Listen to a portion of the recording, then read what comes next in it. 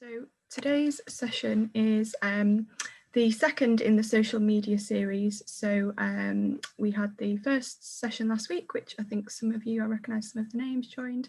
And this session is all about planning and creating great content. So just want to say thank you to the York and North Yorkshire Growth Hub for asking us to run this series again. We did first run it last summer and it was really popular, so they've kindly asked us back to do it again. There's also lots of other great sessions being put on by lots of other people throughout March, so I would encourage you to go and have a look at those, all sorts of different topics. Apologies if you didn't catch me earlier saying about the link. I don't know why you've all joined with my name, so apologies about that. Feel free to change your name. The session is being recorded, just so you know, and the recording and the slides will be circulated afterwards for you. If you've got any questions as we go along, either unmute yourselves and just shout out, or otherwise if you pop them in the Q&A box, I can answer those at the end of the session for you. So just by way of introduction, I am Alex Calvert. I'm a Senior Account Director at In Tandem. This is my team. We're based in the centre of York. We have an office very close to the Minster. When we're not in lockdown, that's where we're based. So yeah, that's just a little bit about us. So today's session is, like I said, all about planning and creating great content. We're going to be focusing again here on Facebook, Instagram and Twitter, not all social media platforms because there's just too much to cover in one of these sessions. So we're going to be focused on those three platforms, looking at the right content for each of those platforms, what works well on each one, how to use hashtags and emojis, which are sometimes some sort of buzzwords that get flown around that people aren't quite sure about, how to create great content, creating a content calendar, how you would go about that and what that looks like, and also how to deal with negative feedback, as again, that's something we get asked quite often and can be a cause for concern when you're starting out on social media. So first of all, how can you make the most of social media? And the answer, we think, is great content. So great content is what is going to help you to build your social media following. It's what's going to create engagement with your audiences and create a connection with your brand. And all of those things will ultimately, hopefully, lead to you getting more new customers. So content is really key. So this is kind of a quote from Seth Godin, who's a marketing guru, and this is kind of something to bear in mind with all of your social media activity. Marketing is no longer about the stuff that you make, but all about the stories you tell. So it's, you know, remember it is social, and it's a great way of getting your stories across to your customers in possibly a less formal way than your other digital platforms like your website, for example. So why is social media content important? What can it do for your business? So first of all, it raises awareness of your brand. So with nearly half the world's population using social media, if you're on there, chances are you're going to reach a lot more customers than you would if you weren't on social media. It creates trust in your brand as well. People can feel like they get to know you more via your social media channels. It allows you to be authentic, and with that authenticity comes the trust. It also enables you to position you and your business as an authority in the industry or sector within which you work, because you can put across your views, you can be helpful, you can be informative, and that's the kind of thing that your customers are going to be looking for. It helps people to engage with you and share your content. So we're going to talk quite a lot about that reciprocation of content sharing, and that, you know, as people engage like they would, you know, in person, that helps to build up a rapport and a connection.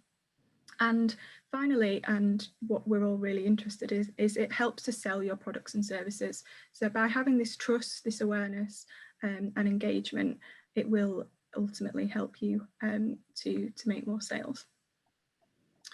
So where does your social media content fit in? So chances are really you're already creating content that can work on social media. So you might have great content on your website, news stories, landing pages, campaign pages. You may even have more traditional forms of content such as leaflets, brochures, that kind of thing. I know you're not able to share those with customers at the moment, but the chances are if you have got those, there's some content in there which could be used on your social channels. And really the point of this Venn diagram is to show that all your content needs to be joined up. So whether you're sharing content through traditional forms like print, PR, so if you creating any PR stories and get any coverage with that, that's great content for your social media. Your digital content, your website, emails, newsletters, that kind of thing can all feed into your social content.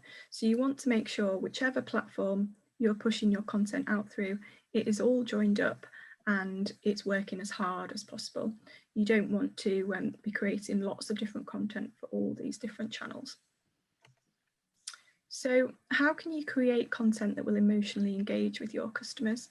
So you need to remember that people love people and people are quite nosy. We like to know what each other are doing, and that's really what's going to create that connection.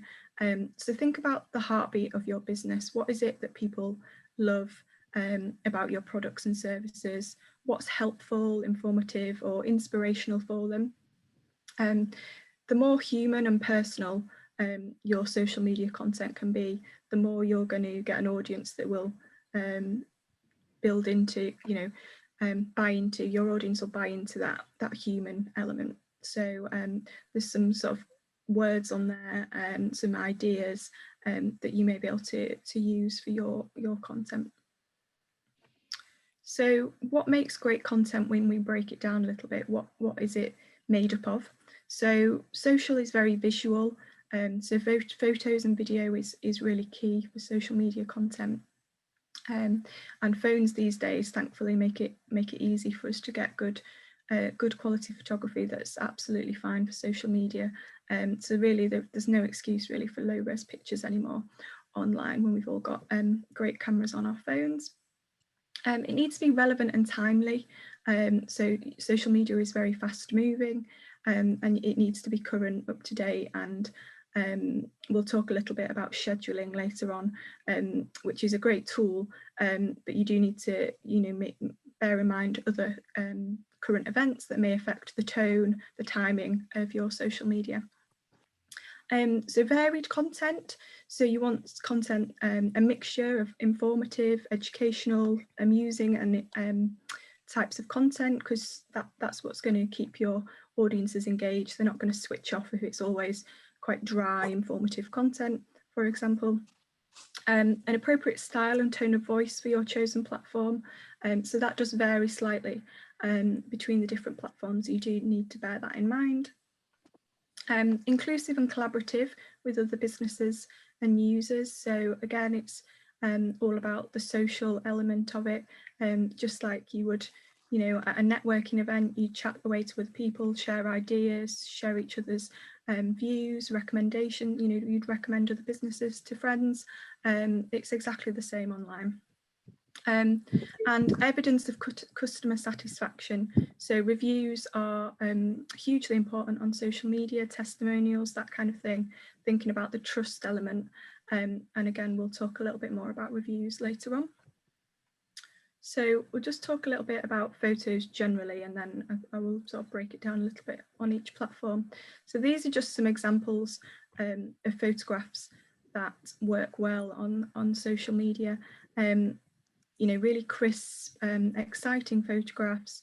Even the Cooper King bottle we've got there, it's not just the bottle of gin and the glass, it's got a nice setting behind it, the nice, the bench, the blossom tree, that kind of thing, which is just kind of quite inspiring, and you think, oh yes, I can imagine myself sat in the garden with a glass of that.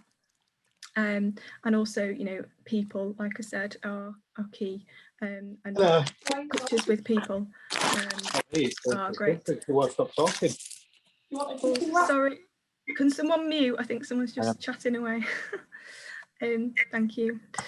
So that's just a little note on photographs. And then before I go into the platform specifically, I'm just going to talk, like I said, about hashtags and emojis, so some social media shorthand.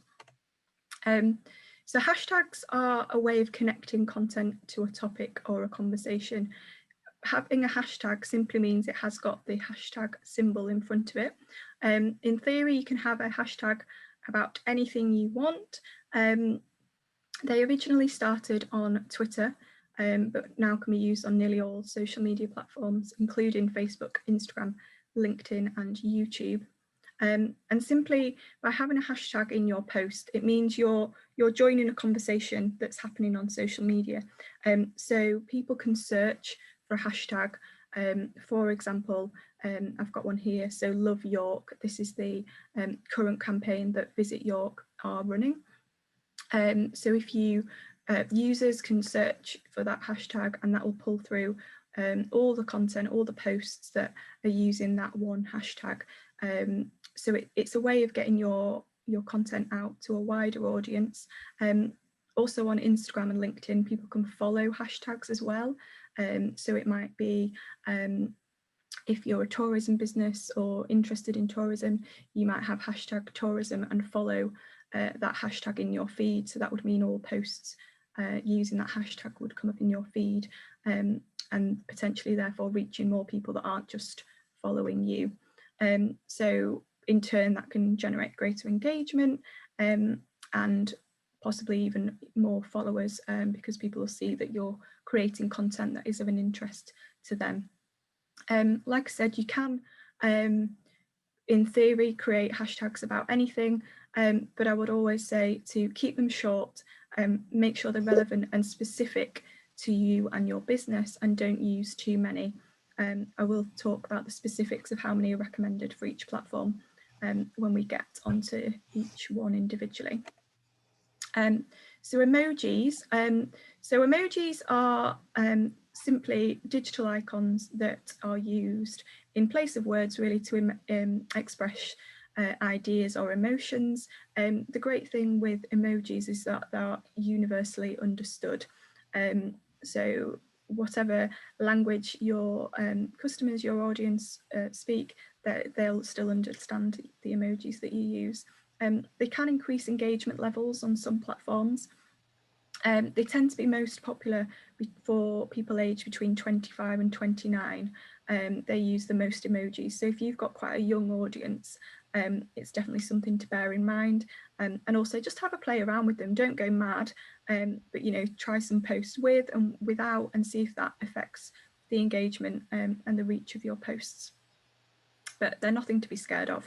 You can just have some fun and play around with them, really. So creating content for Facebook, Twitter and Instagram. So I'm going to break it down now into the individual platforms. So we'll start with Facebook. So like I've said already, it's all about keeping your content varied, and remember, it's social, not selling. What we tend to say is try and follow the 80-20 rule. So if 80% of your Facebook posts are informative, educational and entertaining, the kind of content that people will stick around to read, then if you've got 20% of it is more promotional, selling style posts, then chances are people are going to be much more receptive to that. If you're providing value the rest of the 80% of the time. So on Facebook, there's lots of different types of posts you can use to keep things varied. So there's just photograph posts, so that would be simple text post with a photo accompanying it. You can just do text posts, text only, so no photos, no video, but that doesn't create very good engagement levels compared to a photo post or video post. There's also content posts, so those are posts that are linking up to longer pieces of content elsewhere. So that might be a blog on your website or a news story, or perhaps even a piece of content on a third-party site that you think might be interesting to your audience. Facebook stories, Facebook Live and Facebook watch parties. So these are much more sort of informal, on the go type pieces of content. So Facebook Lives, so they're live stream broadcasts that you can start streaming to your followers. It's a really sort of intimate and authentic way to connect with your followers. So it can be, you can give people behind the scenes tours, demos, you could do a Q&A session. You can, obviously advertise that when you're going to do it, and then people can join and watch you there and then. Facebook stories are like Instagram stories, which we'll touch on in a minute. So they're short video or photo posts that disappear after 24 hours. So they sit at the top of your Facebook feed. So you might have seen these on your own Facebook with friends sharing them as well. They sit at the top and they're not subject to the Facebook algorithm, so that if you follow that person, their stories will appear, unlike the posts which may be hidden due to the algorithm. Facebook watch parties are similar to Facebook Live, and you can screen a public video in real time, so you can watch it and your followers can as well. So that's kind of good for product launches, events, that kind of thing. Content, frequency of the content and the posts that you share is something we get asked all the time. There isn't really a right or wrong answer. It kind of depends on your business, the industry you're in, your target audiences. But what we would say is it's about quality over quantity, and being consistent. So if you can only commit to consistently posting once or twice a week on Facebook, that's absolutely fine and much better than kind of posting every day 1 week and then not posting again for a month. It's that consistency that's going to help you build up your following and engagement. So the type of content that you can use and works well, there's a long list here which I won't read out all of them, but behind the scenes, like I said earlier on, social is really good for sort of building that connection which customers wouldn't normally get, the things they wouldn't normally get to see, especially at the moment when, if you've got a premises, a shop, a cafe, and people haven't been for a while, you might have been doing some work, you might have, changed things up a little bit. Now would be a brilliant time to be doing some behind the scenes content, getting people excited for when things start to reopen. Product posts, so you can talk specifically about products, but you can think about how you would display your products. So think about your photography here. So like the example I shared with Cooper King, it wasn't just the bottle of gin, it had been styled. You can also think about products in relation to upcoming events, holidays, that kind of thing. Is there a creative way of talking about your product which can be linked to something else? Videos are brilliant. Facebook loves videos. Facebook will promote posts with videos in. So think about them. Think about how they could become part of your strategy. Again, you don't need any fancy equipment or anything these days. You can shoot sort of short videos on your phone quite easily. So competitions are also great on Facebook. So this is just an example from York Gin. So last Easter, or 2 Easters ago actually now, they did a competition with their cocoa flavoured gin.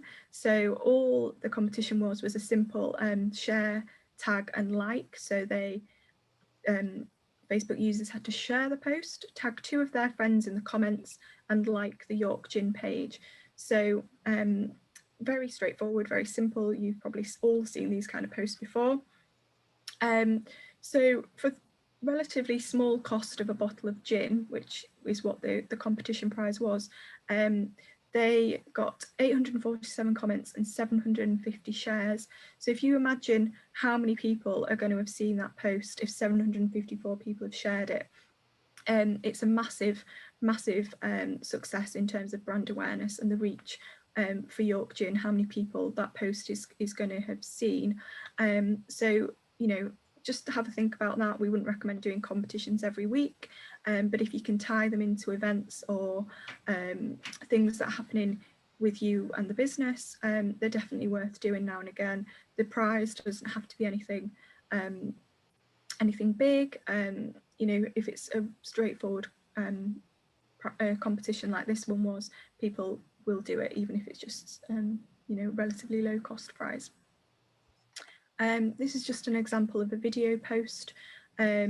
So this video reached 17,000 people. We did boost it by a small amount, but the organic reach was still much higher than the boosted post reach, just simply because it was a short 5-second clip of people jumping off the big trampoline at the aqua park at North Yorkshire Water Park. So obviously that kind of lends itself to video content, but they can just be very short clips, and Facebook loves that kind of thing. So Instagram, so just kind of a note here, which if you didn't join last week, don't feel like you have to have all of these platforms. It might be that Instagram isn't the right channel for your platform, sorry, for your business.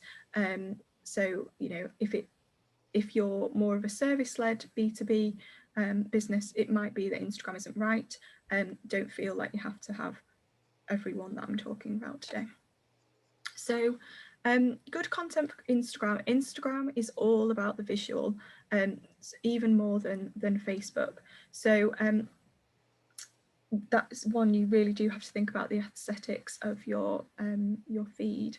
So Instagram has the highest engagement rate compared to Facebook and Twitter, and you really need to think about creating content that is aesthetically pleasing and is inspirational. Really, is a lot of the reason why people use Instagram. Like I said last week as well, the majority of Instagram users are under 35. It is a relatively younger audience compared to Facebook, but obviously the people that are using it, you know, are gradually getting older, but definitely one if you've got a younger audience. So like I said, with your posts, you need to think about the style of your images and being consistent.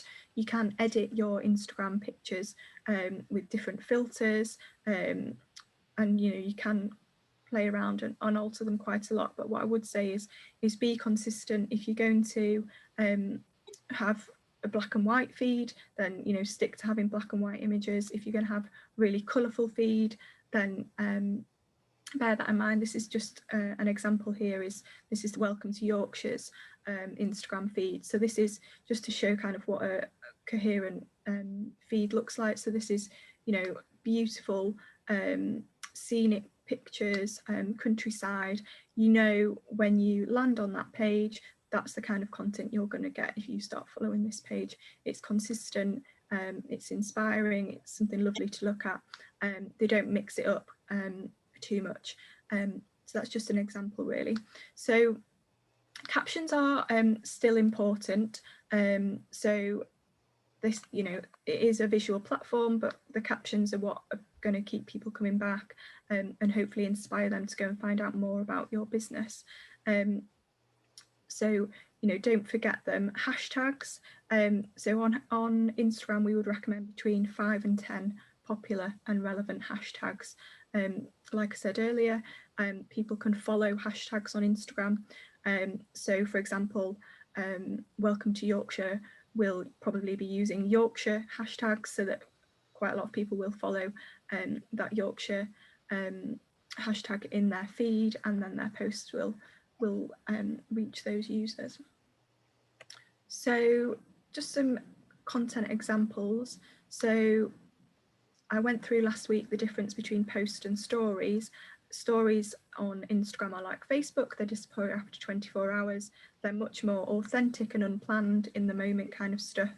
They also on Instagram have lots of fun features, so you can ask, you can do polls, questions, ask your followers things, do they like X or Y? You can also do little quizzes with them, that kind of thing. So that can be quite a fun thing to do, and also can be quite good for market research as well. If you're feeling brave, you can do pieces to camera, you know, talk to people about what you're doing that day, what's happening in the business. You can also shout out. It's a great place to do little shout outs for other businesses that you work with. Perhaps you could do like supplier shout outs and talk about them, share their content in your stories. Stories are very much about sort of engagement with your current audience, your current followers. Posts, quite similar to Facebook, just with more of a design led element really. Meet the team, that kind of thing, is really nice. People, like I said, people like finding out more about people, if your team is growing, if you've got new people, or maybe even people that customers don't always see but might hear from behind the scenes, that kind of thing. It's always good to give them a shout out. Trends and inspiration. So like I said, a lot of users use Instagram for inspiration and a bit of an escape really. So think about kind of content you could share with that in mind. Quotes, that kind of thing, again, can be quite inspirational. So there's just a few ideas really. Instagram stickers, so these are on stories, so they're another fun element you can add. So you could add your location, so again people can search by location. So if you're based in York, I would always kind of tag York and people can find you that way. There's also a support small business campaign. So if you are a small business or you're shouting out other small businesses, use that sticker, and then people can follow that sticker as well and see small businesses that you are supporting. I've just got a couple of examples now of some Instagram feeds which are particularly nice, just kind of to give you an idea of what I've been talking about. So this is one that I found, which is a luggage company. They simply sell suitcases, which could actually be quite boring if they just showed you pictures of their black wheel-on suitcases or all the different sizes. But actually they've chosen to focus on the inspirational element, and all their pictures are about where those suitcases enable you to go. So actually it's more of a travel feed. So these are, you know, beautiful pictures that you would definitely want to look at regularly, but ultimately, you know, they are a company selling suitcases. So just kind of think about that if you've got a product which you're thinking, God, how do I make that quite exciting and inspirational? That's just a good example there. The next example is from Your Vale Ice Cream. So this is a nice mix of content really, and at first glance looking at this feed you get a really good feel for the business. So you've got sort of the farm element, so you know it's authentic, it's kind of retained its sort of small business ethos. You've got the cows there. You've then moving on, you've got elements from the factory of the ice cream being made, and then you've also got products, so you can see the end product. You can also see there's a lady there, I think it's a lady, in the factory, so that's talking about the team. And then also in the bottom you've got an example of a post that's been shared from another user. The user has been talking about their ice cream, and then Your Vale have shared that onto their feed. So that's just an example of how your feed can give really a quick glance, a really good overview of the business. Similarly, this is a hotel based in York. Again, gives a really good overview. You land on that page, you know it's in York, you know it's really close to the Minster, and you know exactly what the rooms are like. And you've got a really good flavour for sort of the style and vibe of the hotel, and if that's something you would be interested in finding out more about. It's also quite cleverly using the same sort of filters and the same sort of colour palette. Obviously the interiors of the hotel help with that because they're all similar, but that it's still, although they're quite different images, it all pulls together because of the colours and the filters that they've used. This is an example from the tofu company. So they've got a nice mixture of product, quotes. It's really fun, exciting. You want to go and find out more about that. It's really colourful, quite a young audience, I would say there. That's kind of vibrant, colourful vibes, which is, you know, obviously all their brand, and if you go on their website it will undoubtedly look very similar to that. And then this is just an example from Method Cleaning Products, where they've really honed in on their colour palette. So obviously all their products are all the pinky peachy colours, but that's followed through in all the imagery that you're using. So, you know, even you've got your pancakes at the bottom, but they've used a grapefruit because that's the kind of colour that ties in with their brand. So it's kind of thinking about how your images all tie together as one, rather than just putting up any old image that might not necessarily sit with the previous images or the images you're going to plan on using in future. So that's Instagram. So moving on to Twitter. So Twitter is slightly different. So unlike Facebook and Instagram, where there isn't really a limit on your captions, Twitter has a 280 character maximum limit. However, there is research out there that says tweets with 100 characters get 17% higher engagement rates than longer tweets. So with Twitter, it is all about being as short and concise as you can, because Twitter, the feed that people follow moves very quickly. People use it as a news feed. They don't have time to sit and digest long pieces of content. So that's something to bear in mind. And that is why we would never recommend linking up all your social media platforms and posting the same content on Facebook as you do on Twitter, because it needs to be much shorter on Twitter than Facebook. We would recommend no more than 2 hashtags per tweet. So making sure you're using ones that are relevant to the tweet that you're posting and your business. You don't have to use a hashtag in every post. Don't feel like you have to. Content-wise, to keep it short and sweet, headlines, statistics, anything that's going to grab people's attention. Obviously, you can then link them through to longer pieces of content. You know, if you've got a news story, you know, short, snappy headline and link them through to your website where they can find out more. Join the conversation as well. Engaging and interacting with other users is a great way of building your following on Twitter. So look out for things that are happening, trending. There's what's called trending on Twitter. So that's Twitter will show you what's popular, what people are talking about, and it might be possible that you can join that conversation if it's relevant to you. I'll show some examples in a minute of when brands have got that a little bit wrong. Post ideas, so blogs, news and case studies are all great. Like I said, you can link off to those. Industry news, I should say, and events. So what's happening in your industry? Is there any new product developments, events, all those kind of things? You can share content. So again, that's kind of how you would help to position yourself as an authority, because you know what's going on. You're informing your audience of these things. You can also ask questions. Don't be afraid to sort of invite a bit of engagement. Use Twitter polls, ask your audience how they're, you know, what their views are on certain things. You can also post short videos and GIFs on Twitter. Bear in mind that most people will listen to videos without any sound on. So if you are using videos with people talking, it's always a good idea to caption them. So there's well, quite a few actually, different examples of hashtags and themes that you can think about that may be relevant to you. So there does really seem to be a hashtag for every day of the week, with different themes. So we've got Monday motivation, Charity Tuesday, Wednesday wisdom, Throwback Thursday, Follow Friday, Small Business Saturday. So I wouldn't recommend doing a tweet every day about every one of those, but it's just kind of to bear in mind. It might just sort of spark some ideas. You could have every Wednesday, you could do a Wednesday wisdom with you sharing advice that's relevant to your industry.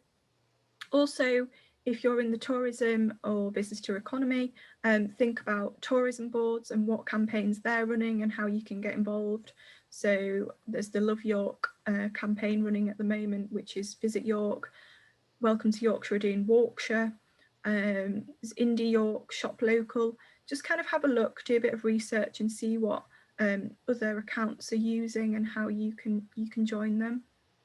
And then there's events, places, themes, things, verbs, industry terms, all those kind of things that might be worth having a look at and finding out which ones are popular and which ones you could make use of. So I'm just going to share now a few examples of brands that are getting it right on Twitter, and then a few of brands that aren't getting it right. So these are Innocent Drinks, Innocent Smoothies, which I'm sure you've all heard of and probably all had. They're a great brand to go and have a look at. Their tone of voice is really fun and exciting. They're really honest, you know, they're quite a big company, but they'll respond to to people that tweet them all the time. They're very social.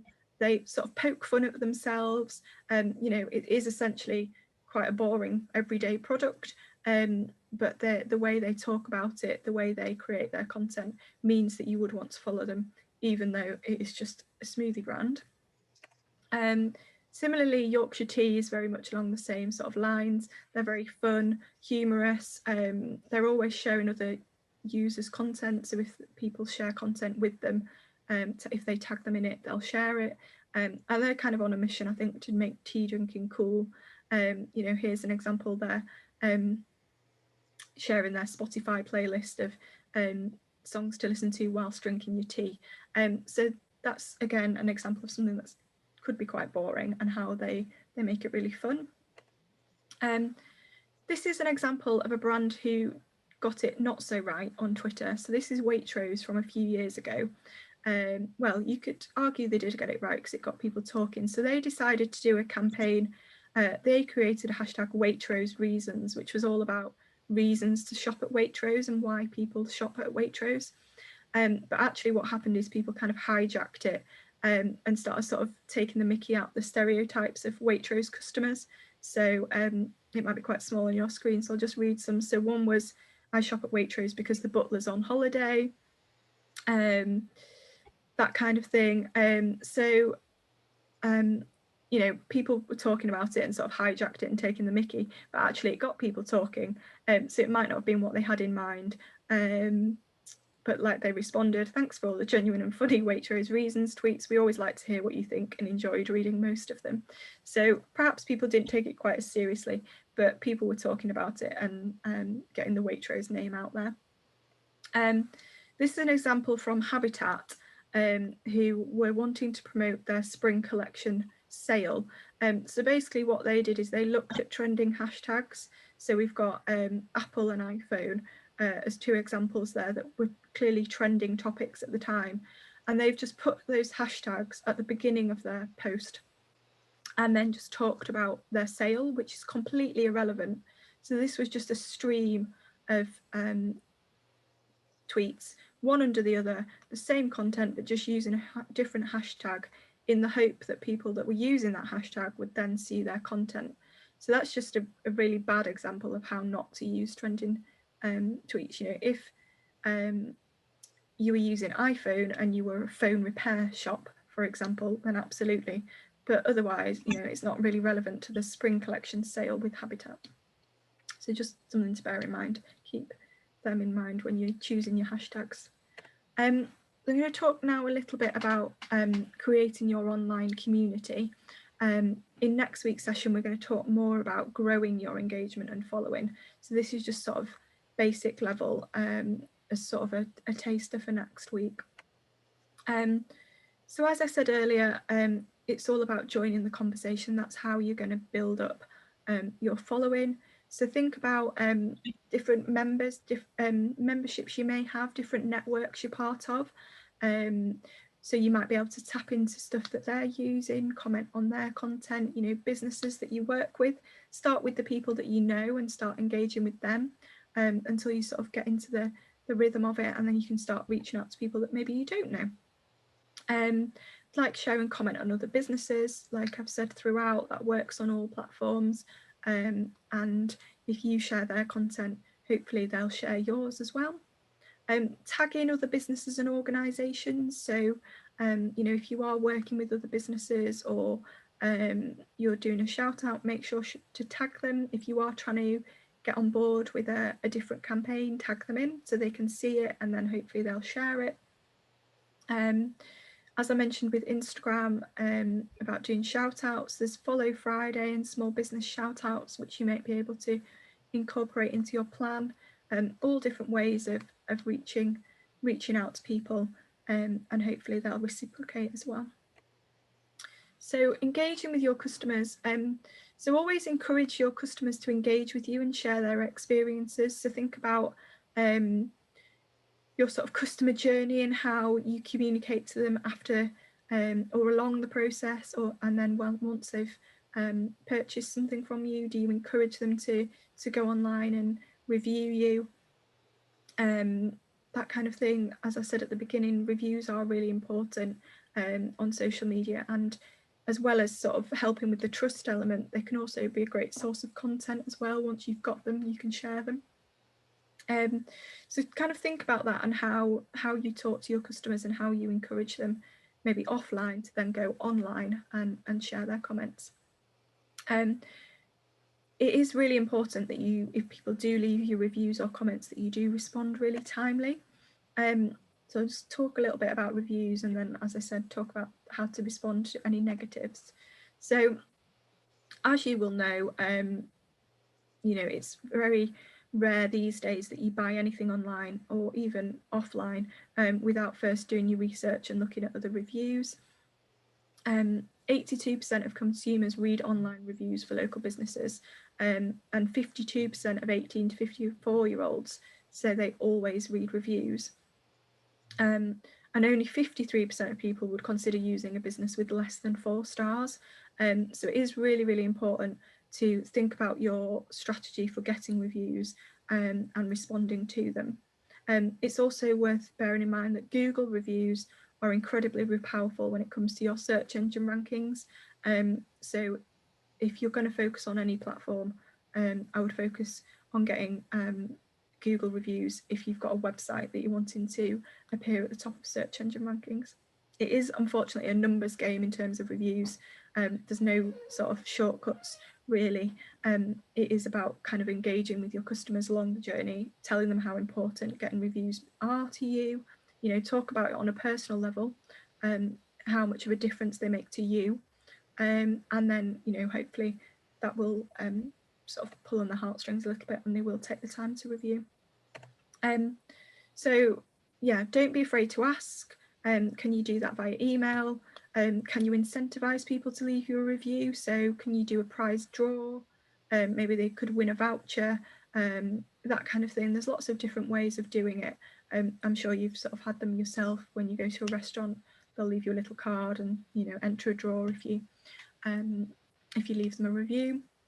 There are also software tools out there that can send automated emails to your customers after they've received your service or product. We use one which is relatively low cost. So if you do want to find out more, just let me know. I can send you the name of that.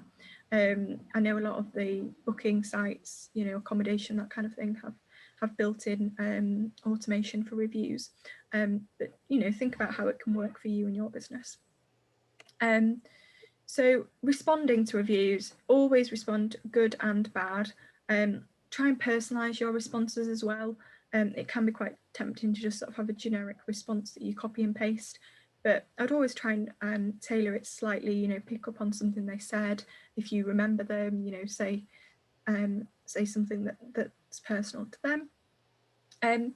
If you do get a negative review, we would always recommend responding once online and then trying to take it offline. If you don't respond online, it looks to other people that are looking at it like you've just ignored it. Whereas if you leave, you know, a very sensible, kind of understanding response, ask them to take it offline, then others in future can see that you've done that. So this is just an example we've got here. So this would be a typical response to a negative comment. So, hello, whoever, thank you for sharing your feedback. We're sorry your experience, service or product did not meet your expectations. We would welcome the opportunity to discuss this with you further and put things right. Please do contact us on, and then either your email address or phone. And then that's, you know, you've acknowledged them. They'll think, okay, they're taking my feedback on board, and they'll email you. And also to others in future, it shows that you are active and you're looking and you care what your customers think about you. So like I said, these slides are going to be shared, so don't feel like you need to scribble all that down now. So finally, in this next session, I'm going to talk about planning your content. So you've hopefully got lots of ideas now, and now it's about getting it all into some sort of plan. So always have in mind your key strategic themes, so what you're trying to achieve and what you want to talk about, and maybe have a list of those. So is it you want to talk about products, you want to talk about news, you want to talk about team, and you might want to talk about events, or you might have an event coming up, what you're building towards. So you might have a short list of those, so you'll know the types of content you want to put into your plan. Always allow space for reactive content as well. So yes, it's good to have a plan, but you also, things happen, things are changing, especially at the moment. So you want to be able to react to that. You don't want to schedule everything too far in advance and have no space for anything that's more timely.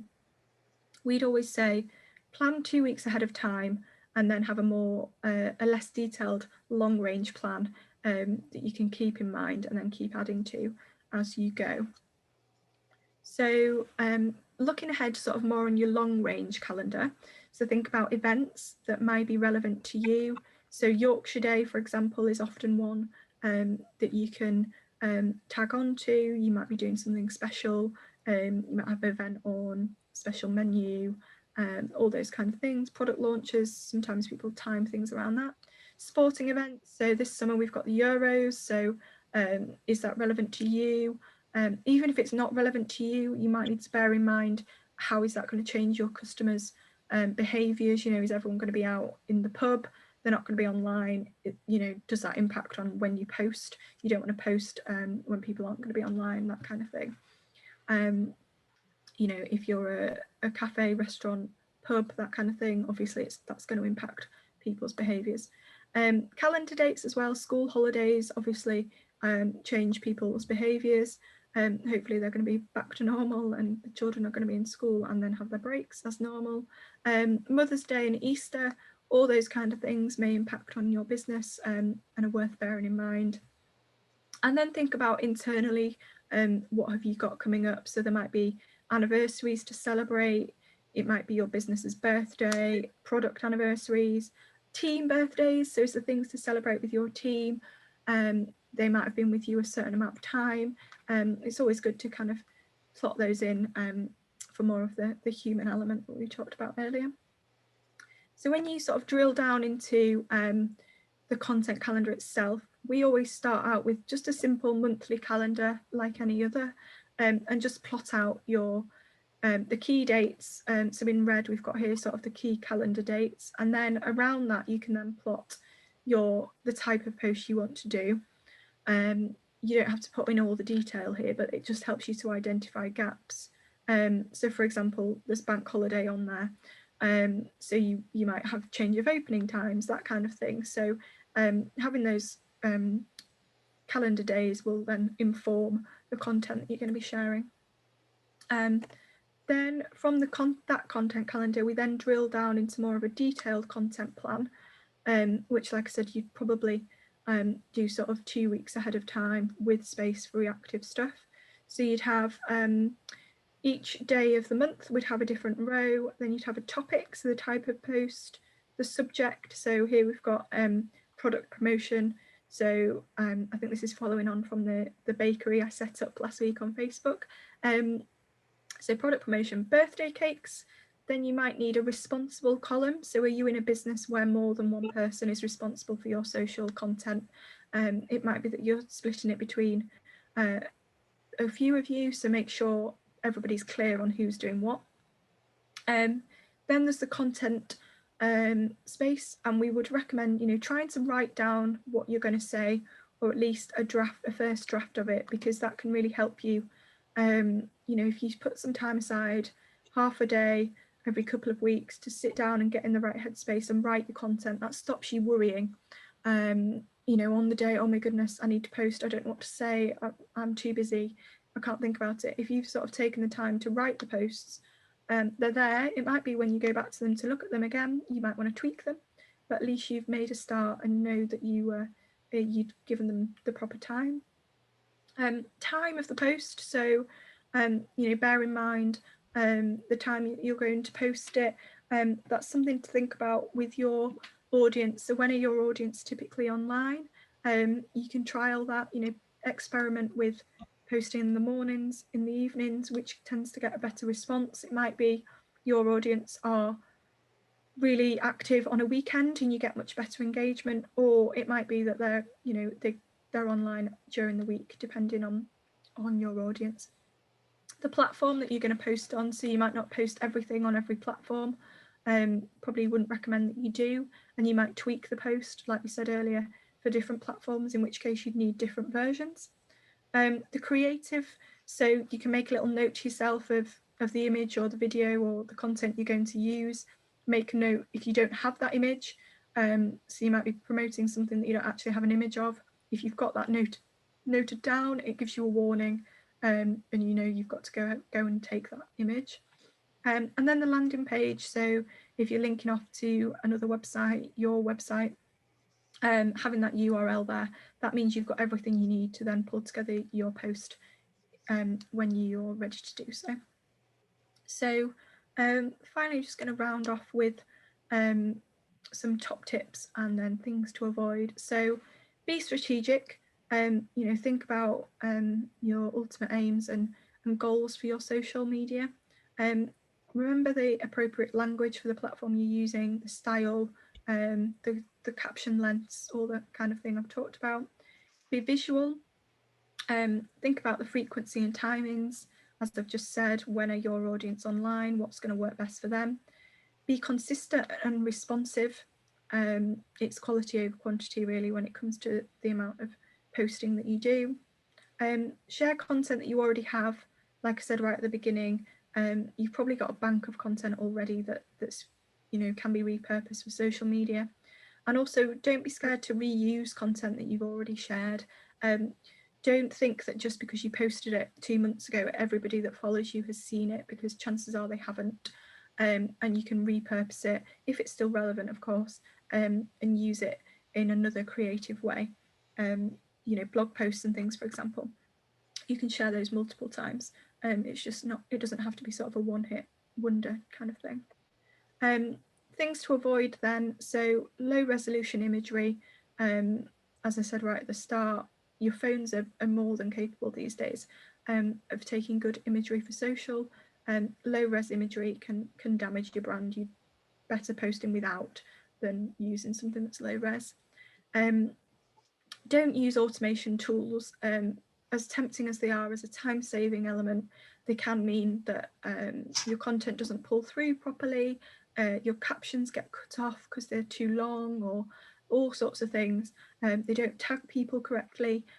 So I would always recommend not using those. There are scheduling tools, which we'll talk about next week, which are great, but the automation ones, when you can automatically link from Instagram to Twitter, that kind of thing, is not worth it, really. Don't post erratically and or too infrequently. So as I said on the previous slide, it's quality over quantity, really. And don't ignore your customers' comments or feedback, whether that's good or bad. It doesn't look good for potential new customers, and chances are you'll just aggravate people even more, especially if it was a negative comment. If you ignore them, it's much better to acknowledge it, and hopefully they'll get in touch with you elsewhere. So finally, just to finish, just a quick quote, really, to say there are no magic wands, no hidden tricks, and no secret handshakes that will bring you immediate success. But with time, energy, and determination, you will get there. So yes, that's hopefully a nice ending to the session, and I will have a look in the Q&A box. But if you have got any other questions, feel free to unmute and ask me now, or pop them in the Q&A. There's one in the chat. Oh, it's in the back of the car. So we've got, how long should you spend on social media each day, week or month? That's entirely up to you, really, and your business, how much time you can afford to spend on it, and the results that it's generating for you. Like I said at the end, I would recommend setting some time aside each week to think about your calendar, because then that allows you to sort of get in the right headspace, think about it more strategically than on a day-to-day basis where you think, oh, what shall I post today? Because that doesn't always end up with the most sort of strategic, cohesive content. So I would say set aside some time each week, you know, a couple of hours maybe is all you need. And then each day think, okay, is there anything happening reactively that I need to respond to? Is something happening in the business today that I could do some behind the scenes content? You know, is it someone's birthday? Are they having a cake? Blah, blah, blah. Can I take a picture and share that? So I would say setting some time aside on a weekly basis, and then just each day having a little, you know, have it in the back of your mind if there's anything reactive. I will just pop on the details of next week's session. So this is the Growing Your Social Media Presence session, which is next Thursday, same time. That's all about your engagement and following. And once you're set up and running, you've got your content, then how do you grow? And then the final session is the LinkedIn session, which my colleague Rachel will be running on the 25th, which is a Thursday again. And that's dedicated entirely to LinkedIn, because it was just too much trying to squeeze LinkedIn in with these, because it's quite a different platform.